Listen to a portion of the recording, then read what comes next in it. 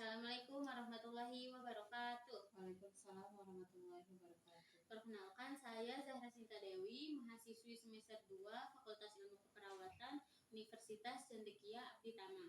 Di sini saya akan melakukan penyuluhan tentang mioma uteri. Tujuan penyuluhan ini untuk mengenali, mencegah, melindungi diri dari mioma uteri. Di sini saya akan menjelaskan tentang pengertian, tanda dan gejala, faktor resiko, penata laksanaan, dan pencegahan mioma uteri. Langsung saja ya Bu ke penjelasan mioma uteri. Nah, di sini ada pengertian mioma uteri. Mioma uteri merupakan suatu pertumbuhan massa atau daging di dalam rahim atau di luar rahim yang tidak bersifat ganas. Mioma berasal dari sel otot polos yang terdapat di rahim dan beberapa kasus juga berasal dari otot polos pemburu darah rahim.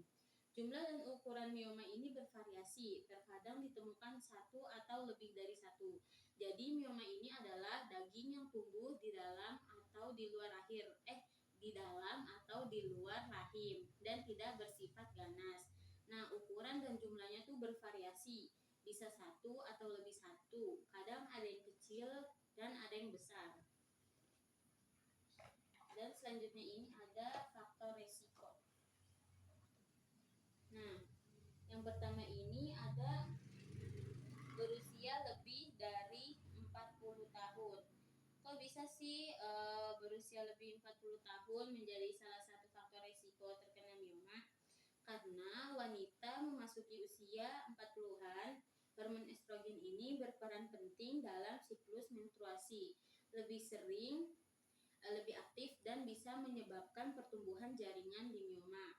Jadi lebih memungkinkan wanita di atas 40 tahun ini terkena mioma. Yang kedua ini riwayat keluarga mengidap mioma. Jadi kayak misalnya keluarga ibu ada yang terkena mioma, itu tuh bisa menjadi salah satu faktor resiko, mungkin ke ibu atau ke siapanya bisa terkena mioma juga. Yang ketiga ini menstruasi pertama sebelum umur 10 tahun. Nah, wanita yang mengalami menstruasi sebelum umur 10 tahun ini memiliki resiko lebih besar karena mereka sudah lama terpapar oleh hormon estrogen selama hidupnya. Jadi ini lebih merangsang pertumbuhan mioma di dalam rahim. Nah, selanjutnya ini belum pernah hamil sebelumnya.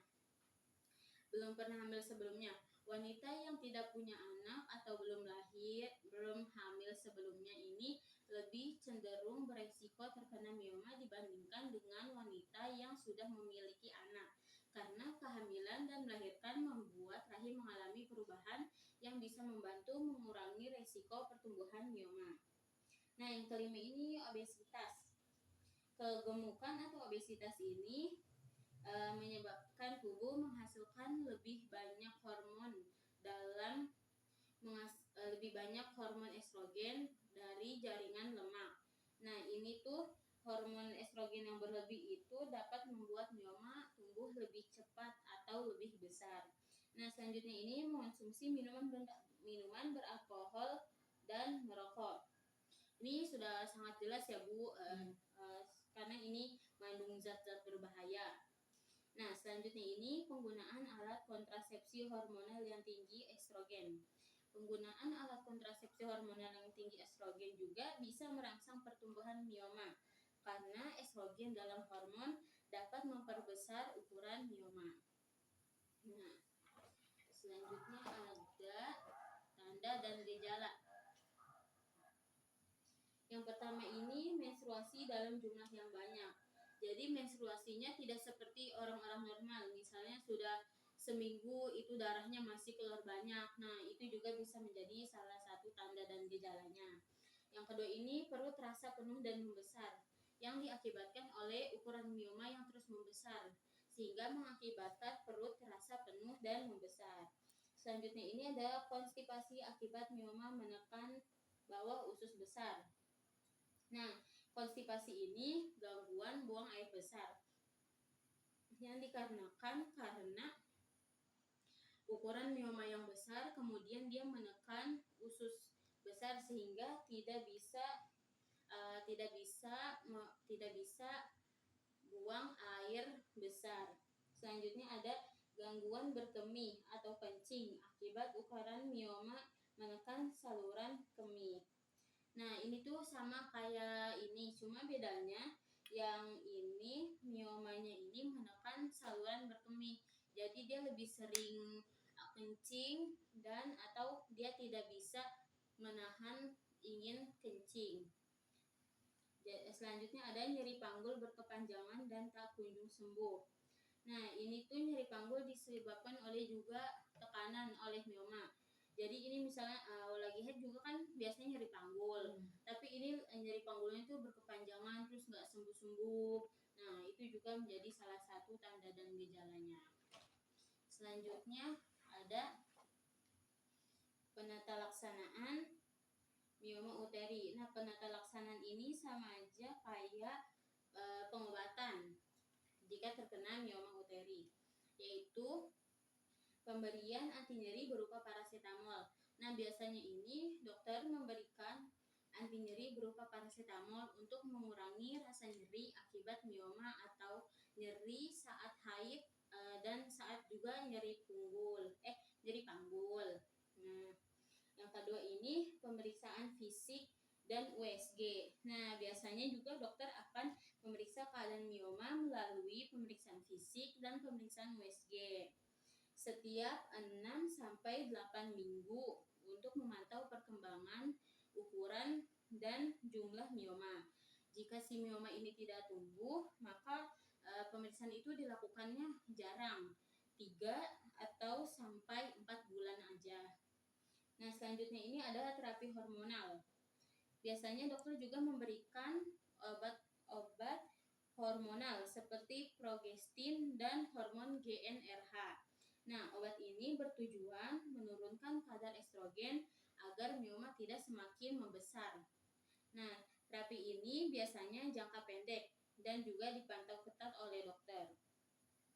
Selanjutnya ada prosedur miomektomi, yaitu prosedur pembedahan untuk mengangkat mioma.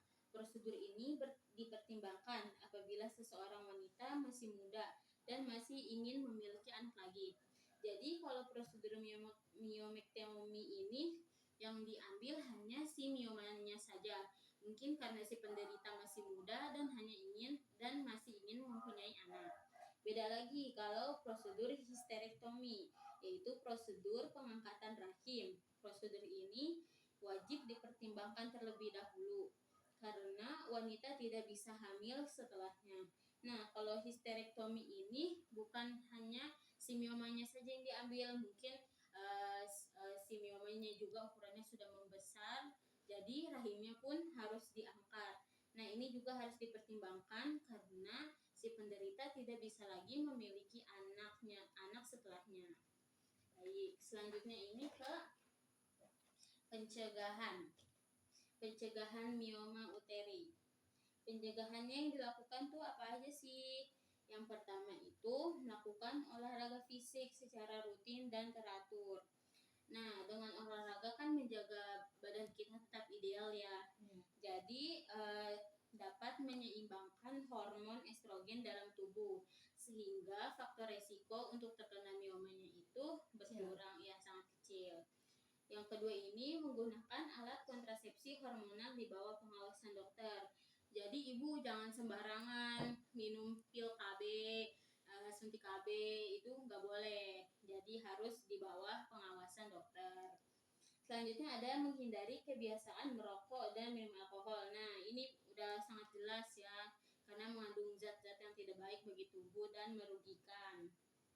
Nah, selanjutnya ini ada menjaga berat badan tetap ideal. Nah, dengan menjaga berat badan tetap ideal ini juga mengatur produksi hormon dalam tubuh dan mengurangi risiko terkenanya mioma. Nah, selanjutnya ini menjalani pola makan sehat yang tinggi serat serta menghindari makanan yang tinggi lemak dan tinggi gula. Jadi kayak harus mengonsumsi sayur, ikan, buah-buahan yang sehat-sehat ya Bu, kayak 4 sehat 5 sempurna. Jangan kayak makan seblak, mie instan yang berlebihan itu nggak baik ya Bu bagi tubuh. Nugget boleh nggak? Boleh tapi jangan sering-sering karena itu juga kan termasuk junk food ya Bu. Baik Bu, terima kasih. Apakah ada pertanyaan? Enggak, udah paham. Baik Bu, jika sudah dimengerti, ini saya ada leaflet untuk Ibu. Ya, jika nanti Ibu lupa, Ibu bisa baca-baca di sini ya Bu. Oh iya, Mohon diterima. makasih ya.